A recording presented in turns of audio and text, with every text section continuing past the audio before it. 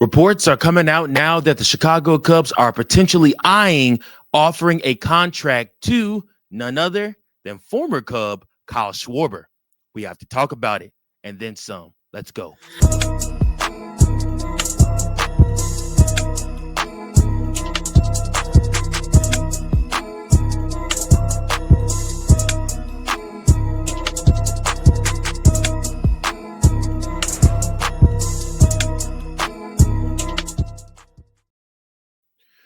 Welcome in, everybody, to another episode of Chicago Cubs Central, your number one spot for all things Chicago Cubs. And I am your host, Mike Jones. Thank you so much for tuning in to this episode. Hey, do me a favor. Please make sure that you like, share, and subscribe so that you never miss an episode of Chicago Cubs Central. Remember, this is your number one spot for all things Chicago Cubs. And hey, listen, I appreciate each and every one of you that tune in to these episodes daily. Like I said, I try to drop them as often as I can just to make sure that you guys are constantly getting content. And hey, even if I didn't have this podcast, I'd still probably be talking about the Cubs every single day. So it makes sense to be talking about it with you. So thank you so much for joining me. I appreciate you guys. Now, listen, there are reports coming out that the Cubs are potentially getting ready to make a bold move. What's that bold move? That is offering a contract to probably the best designated hitter in all of baseball, Kyle Schwarber. And there is nobody that can do to a baseball what Kyle Schwarber does once he connects with his bat. Kyle Schwarber, for me is one of those stories where it'd be like a homecoming. Kyle Schwarber was drafted by the Cubs in 2014, fourth overall. With the Cubs, he had obviously some of the greatest home run power that the Chicago Cubs have seen, especially since somebody like a Sammy Sosa. He did win a World Series ring with the 2016 Cubs. And I mean, he definitely just developed and honed his skills right here in Chicago. The problem with Kyle Schwarber, and this is a really big part of this. Kyle Schwarber couldn't play left field. Like I said, he originally started out as a catcher in the Chicago Cubs organization. Then they moved him over to left field. And then you remember he got injured during the World Series season. So like I said, the Chicago Cubs kind of had to maneuver and shift around in order to make sure that they had somebody to cover where he was supposed to be playing. Now, with that being said, Kyle Schwarber was able to come back and play in the postseason for the Chicago Cubs and offered a highlight moment for the club with one of his towering home runs that literally left the ballpark. So Kyle Schwarber has history here. He opened up a non-for-profit here. He has many charity organizations still here in Chicago. He did things with the firefighters and things like that. Again, a lot of players that come that really get, interested and used to Chicago do still come back. I mean, Jason Hayward, another one, still has ties here in Chicago, still does charity work here in Chicago, will probably be back one day as some type of a coach for the Chicago Cubs and something in the organization. I could totally see it once he's done. He was here. Him and Dexter Fowler both came to Chicago to watch Chicago Cubs play against the Milwaukee Brewers here in Chicago. So again, when you look at how things are going, it would not be a shock to anybody if Kyle Schwarber did end up coming back to Chicago. And again, he offers a lot of what the Chicago Cubs miss. The Chicago Cubs this past season struggled very heavily with home run power at times. I mean, when they went on their slumps, it slumped bad. When PCA couldn't hit the ball, Michael Bush was grounded out. Kyle Tucker goes down with injury. They didn't have enough home run power. You don't have to worry about that with Kyle Schwarber. Kyle Schwarber still has that home run power. He's shown it.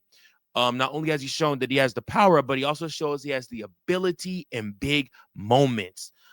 He has many big playoff moments, many big regular season moments where he is able to put a team on his back, proverbially, with just his bat, and how he is able to just knock the cover off the ball. So when I look at Kyle Schwarber and I look at what he was able to do for the Philadelphia Phillies, for the Nationals, for the Cincinnati Reds, as well as for the Boston Red Sox and the Chicago Cubs. I mean, it would make total sense for the Chicago Cubs to bring him back. Last but not least, guys, he's a clubhouse guy. Make no mistake about it. He is team first, clubhouse guy, great for the clubhouse. He's somebody that comes in. He's an automatic leader. He comes into the Chicago Cubs team, and he's able to immediately provide a boost, not only with his bat, but a boost to some of the young hitters on the Chicago Cubs team, like a PCA, like a Moises Ballesteros, like a Owen Casey, like a Kevin Alcantara, and he can come in and he can immediately bring what this club needs, which is some home run power, but also some leadership, somebody that's been to the mountaintop with this club. That's one thing the Chicago Cubs are missing. I know they have guys that have been to the mountaintop. You had it last year with Kyle Tucker. You obviously have it with Dansby Swanson. But Kyle Tucker's been there with this club. The familiarity of that and being able to lead this group, I think, is something that cannot be understated. Now, for those of you that have questions, let's look at Kyle Schwarber. Let's look at Kyle Schwarber's stats from the Philadelphia Phillies. So for 2025, Schwarber hit 56 home runs and drove in 132 RBIs while batting around 240 with a strong OPS of .928. So he also had monster games where, like I said, he just was off the charts. He had a couple of 4 home run games this season. He is somebody that you just can't count out. And with the way the weather is at Wrigley and the way the weather plays at Wrigley, I don't think it actually matters to him because he hits towering home runs. It's not just your regular degulars. It's going and it's up and it's far and it's long gone. He in advanced metrics for 2025, he also had a very strong exit velocity and barrel rates. So like I said, his barrel percentage was 18.3 this past season. So you look at the fact that he's barreling up the baseball and he's hitting the cover off of it. He sees the ball very well and he's able to do things with it. So that's something to me that I think the Chicago Cubs missed a lot of, especially once Kyle Tucker stopped hitting for power with the Chicago Cubs. And he began to struggle. Like I said, so you look at that and you say to yourself, man, somebody like Kyle Schwarber could have a field day at Wrigley because if you can get it up high enough, the wind will carry it out and you will hit a lot of home runs. So I think that's just something to think about. So I want to focus on the first and foremost, the reasons to pull the trigger. And then after that, we're going to focus on the reasons to potentially be cautious. So the reasons to pull the trigger: immediate power bat added to the lineup. So, I mean, like I said, no doubt about it. I've just highlighted Kyle Schwarber brings elite slugging power straight to the Chicago Cubs. And again, he fits the Cubs' need, which is more offense. I know coming into this offseason, we talked about the fact that the Chicago Cubs will spend money on pitchers, but will not spend money on hitters. I think it needs to flip. I think the Chicago Cubs, especially if they miss out on Kyle Tucker, let's say Kyle Tucker ends up going to Philly, which they could potentially try to make a deal for him. There's word out there that they are done with Nick Castellanos. They are going to try to trade him or get off of that contract. Well, listen, they may try to go after Kyle Tucker and offer him a great deal of money to come play with Bryce Harper and Trey Turner. That's not a bad look for him, but you probably cannot offer Kyle Tucker and Kyle Schwarber the money and have them both on that club. I don't think that happens. Chicago Cubs need more offense. He's familiar with the Cubs organization. Like I said, he knows Jed. I believe he knows Carter. He obviously knows the Ricketts family. This is an opportunity, guys, for Jed Hoyer to undo a mistake that was done where the Chicago Cubs did not offer a contract to Kyle Schwarber in the past. This is an opportunity to make right a wrong and to bring back Kyle Schwarber to the Chicago Cubs team. And again, like I said, I think that it's something that would benefit both guys. I think it'd be a feel-good story for the team. I think it'd be a feel-good story for Kyle. And you know what he's going to bring to this club. You know he's going to bring home run power. That's what he does. If you get guys on base, imagine, with having Seiya Suzuki being able to hit either behind him or in front of him. Like I said, imagine Nico Horner hitting leadoff spot or Michael Busch hitting leadoff spot. Imagine what you can do then with Kyle Schwarber coming in at that number 4 spot with runners on base and being able to drive in more runs and actually give the Cubs the lead to start the game instead of having so many games where they have to play from behind. I think that in itself will help this Chicago Cubs team, especially fare better on the road. Now, of course, there are the reasons to be cautious about Kyle Tucker too, guys. Listen, his age. I mean, Father Time catches up with everybody.